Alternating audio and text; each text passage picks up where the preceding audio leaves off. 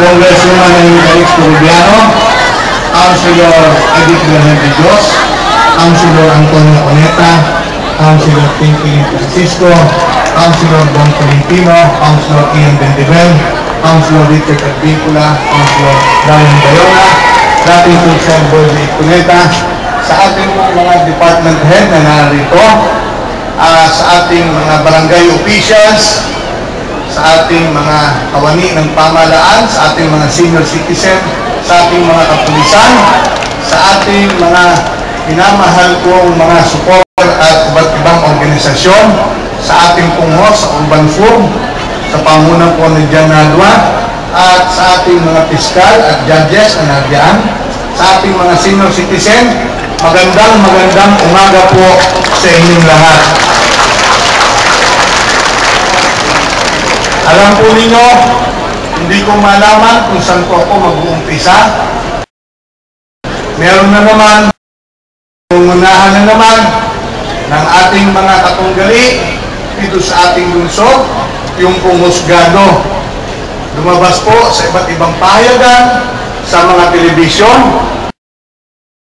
Mayor Tony Calixto ay sususpindihin sa darating na araw. Alam nyo, mga kababayan, sinabi ko po sa atin at naisip, yung pong mga nanunungkulan sa iba't ibang bayan at iba't ibang city dito sa Pilipinas, yan po bas at tinalaga ng pong may kapal. Dito po sa ating lungsod, ang empleyado, ating mga department, hindi po mangyayari yan kung hindi po sila binasbasan ng Panginoon Diyos. Hindi po yung pwede sabihin na malakas po kayo sa dating administrasyon. Kilala ko si Mayor, kilala ko si Vice Mayor, kilala ko si Konsehal. Kaya tatanggapin po ako sa pamahalaan. Ang nagtalaga po sa inyo, ang ating pong may kapal. Kaya, mga kababayan, anuman ang ating kinaroroonan, dapat pasalamatan natin sa ating pong may kapal. Pangalawa, sa ating mga kababayan na siyang tumulong sa atin. Kaya huwag po ninyong hahamakin ang mga nanunungkulan at ang mga nagtatrabaho sa iba't ibang pamahalaan sa kapulungan ng Pilipinas. Hindi po pwedeng hamakin ang mga taong yan. At hindi rin po pwedeng tanggalin ng kahit sinong mamayan ng ating lungsod ng Pasay. Huwag niyong sabihin na marami kayong salapi, malakas ang inyong mga kapit, at meron kayong mga hawak na mga matataas na tao. Kung hindi po yan papayagan ng poong may kapal, ay magaganap kahit kailan. Kaya sa poong may kapal, na kami pong mga naritong nanunungkulan sa inyo, magmula sa inyong congresswoman, mayor, vice mayor, mga konsehal, barangay officials, mga tagawad sa ating lungsod, at mga nagtatrabaho sa pamahalaan ng lungsod ng Pasay, ay hindi po tayo pinababayaan ng buong. Kaya nais ko pong sabihin sa inyo sa umaga nito na wala pong makakapagtanggal kay Mayor Tony Calixto sapagkat ang naglagay po dito sa akin may kapal, pangalawa lamang ang aking mga kapatid. Kung ang mga taong gumagawa ng hindi tama, maniwala po kayo, hindi po yan magtatagumpay. At alam ko, ayaw na po ng ating mga kababayan ang mga bulok na mga sistema makademonyo dito sa ating lungsod.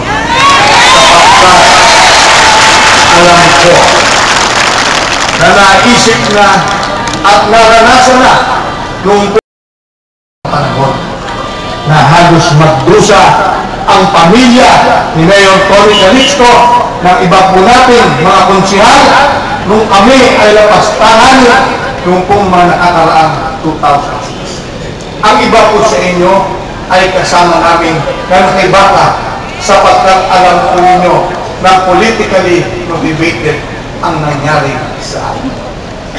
Ngunit anuman ang kaguluhan na gusto nilang dali dito sa ating lungsod sa panahon ni Mayor Tony Calixto ng aking kapatid na si Congresswoman Amy Calixto ay hindi po yan sagaban upang paunladin po namin lungsod ng Pasay.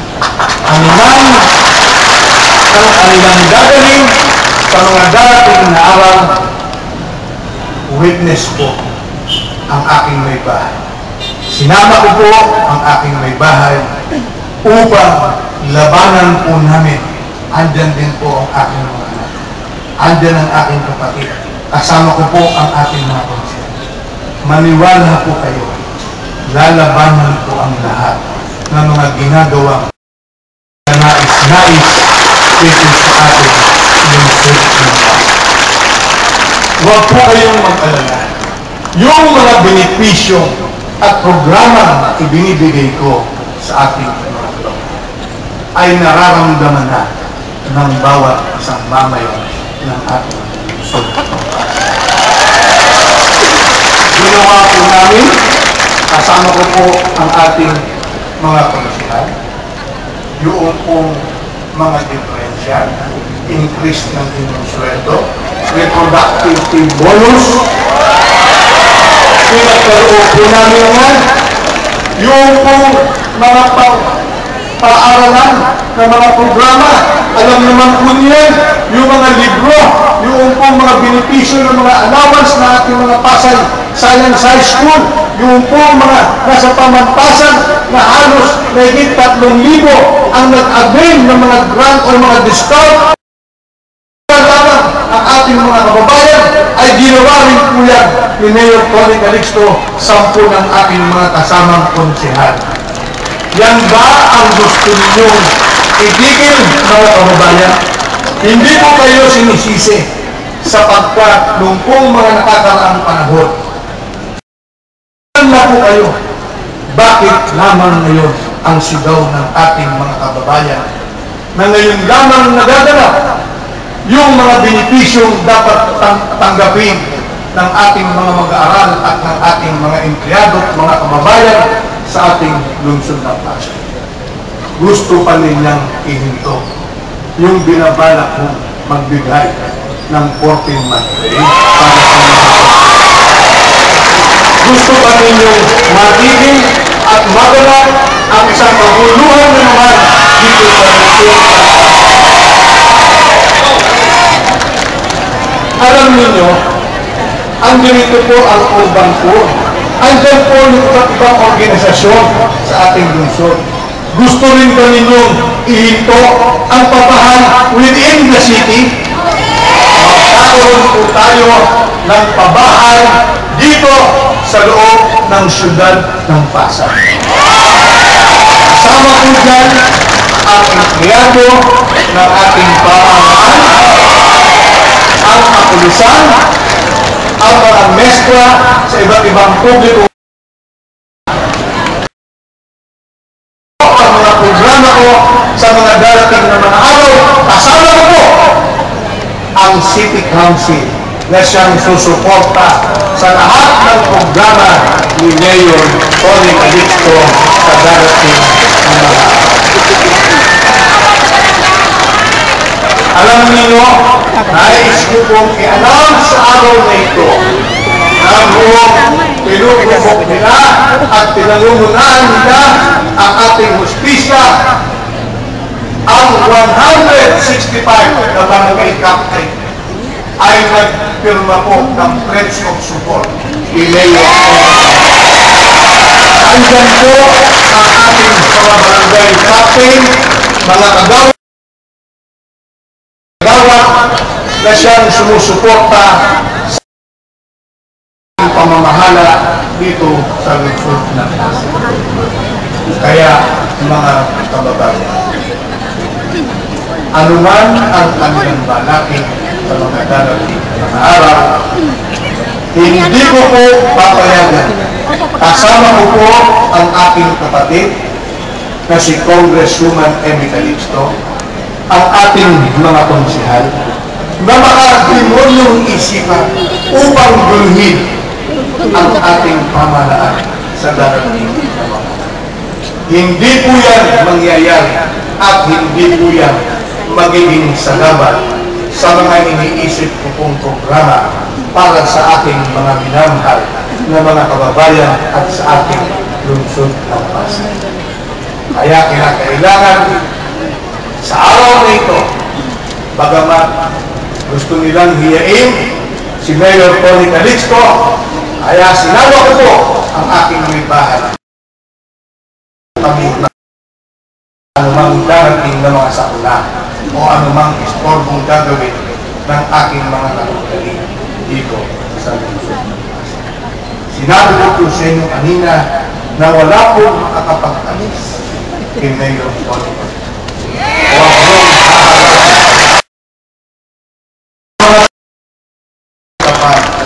Sapagkat siya po ang nagbigay sa amin at ako'y naniniwala na siya rin po ang may karapatan na mag-alis sa kanyang itinalaga sa pamahalaan ng lungsod. Kaya magsinahon po tayo at alam ko na ngayon sa umagang ito ay nag-aalam ang isipan at puso ng bawat isang mamayan sa kanilang mga gagawin ay napagdusahan na po namin na wala naman po kaming kasalanan Konsihal Richard Albincoy at ang iba po natin mga konsihal at ang ating pong dating alkalde na aking dating boss na ng mahabang panahon. Sobra na ang aming pagdurusa, ngunit ngayon ay gusto na naman ng mga makakita ay kami kaya at paalisin sa ating pamahalaan at sila ang manungkulan sa pamamagitan ng mga maranahas na pamamaraan. Yung kung taong gustong manungkulan ay nakakapaghintay po yan ng 3,000 mga maranahas na mga dahilan upang kung ano ang tungkulin na ibinigay sa amin ng Panginoon may kapal at ng ating mga kababayan. Sila ay gumagawa ng iba't ibang balak. At yung mga taong gustong magnegosyo sa ating lungsod ay taon sapagkat ang interes ng mga taong niya ang siyang nangingibabaw laban sa kabutihan na ating ginagawa dito sa lungsod ng Pasig. Yan ang ginagawa ng mga taong gusto lang magnegosyo dito sa ating lungsod ng Pasig. Hindi ko po yan papayagan, mga kababayan. Sapagkat nakita na po namin ang mga pamamaraan nandyan ang ating mga konsihan na bihasa sa paggawa ng mga batas, ordinansa at solusyon. Ang inyong lingkod ay naging member po ng City Council sa loob ng halos 15 taon. Nakita na po namin ang iba't ibang pamamaraan upang matanggap at magkaroon ng isang tunay na pagbabago ang ating mga mamayan, lalo higit ang empleyado ng pamahalaan ng lungsod ng Pasig.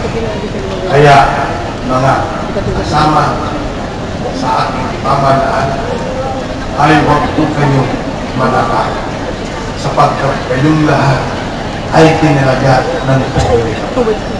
Walang makapagtatanggal sa atin kung hindi ang isa namin na makapangyarihan na nagwagwardya sa atin sa araw-araw at aking pong nakita.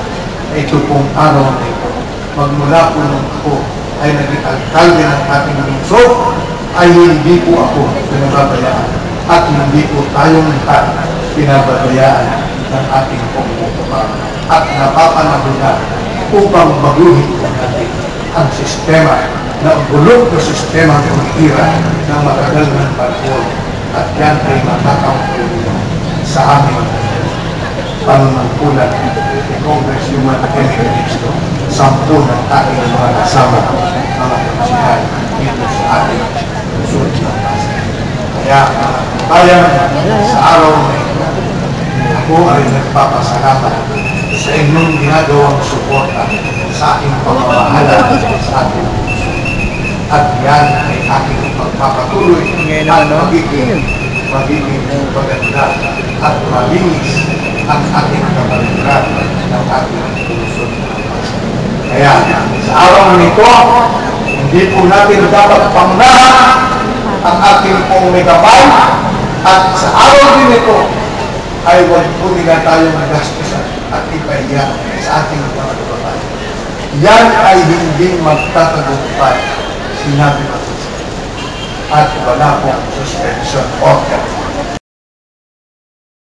Parating ng mga araw na matatanggap si Mayor Tony Calixto sapagkat wala po akong ginagawang masasama para sa ating lungsod at higit sa lahat sa ating mga mamayan ng lungsod ng Pasay.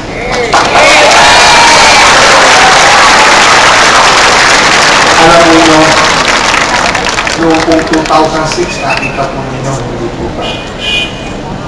Tayong lahat nakaranas ng hirap at kagugulan. Ang sabi po namin, mag-meeting po kami at mag-meeting po kami ulit ng aking mga konsihan, kasama konsihan. Sabi namin, hindi namin ulit ito ipaparanas sa ating mga kababayan. Hindi namin ito ulit ipamamalas sa ating lungsod sapagkat ang kawawa rito ay ang ating mga kababayan. Hindi po sila ang argabyado. Ang argabyado sa kaguluhan na ginagawa ng mga taong naghahanap na manungkulan sa pamamagitan ng ibang pamamaraan at makademonyong pamamaraan ay ginagawa lamang po nila yan upang ang interest nila ang siyang mangibabaw sa mga darating. Ngunit napatunayan na po ng ating mga kababayan. Tungkong nakaraang pagkatapos ng nalala ay pinarusahan sila ng ating mga kababayan. Ibinalik po natin ang dati ko pong boss na si Mayor Pilipina. Si Mayor, hindi ko po yung iniwanan. Sa anumang laban namin kinahan, kasama ko po ang ilang pagkakaan dito sa ating lungsod. Kahit kailan, hindi ko iniwanan si Mayor Pilipina. Hanggang ngayon ay hindi ko iniwanan ang ating alkalde. Yan ay ating sinasabi sapagkat yan ay lumalabas sa aking puso at sa loob ng mahabang panahon ay hindi ko po iniwan. Kasama ko po ang ilan po nating konsihan na makibaka hanggat kami ay pagpapabluhin at hanggat ang ating mga kababayan ay lumaban ng mga nakakaraan at nakita ng ating mga kababayan na kung sino ang siyang may sala. Pinarusahan silang lahat nung nakaraan ng halalan. Kaya gawin na naman nila ang mga bagay na ito. Alam ko, nasa likuran ko po ang ating mga kababayan, lalo higit ang ating mga empleyado na narito na sumusuporta sa akin at ang mga department head. Ako'y nananawagan sa lahat ng mga empleyado at department head na kung maaari o hindi ko maaari, kailangan huwag kayong pagagamit sa mga taong wala namang responsibilidad dito sa ating lungsod upang iwaraki ang ating panunungkulan sa ating lungsod ng Pasay. Iwawanan ko po ang lahat ng mga empleyado at mga department head na kung kayo ay nakikinig sa iba't ibang tao na wala namang pananagutan sa ating bayan at sa ating lungsod, makikita po kung ano ang at sa mga darating na ang mga taong lumalaban kay Mayor Paul. Ako ay nananalangin na sana ang laban ay maging fair and square lamang at hindi po kayo makakakita anumang patikos ni Mayor Paul.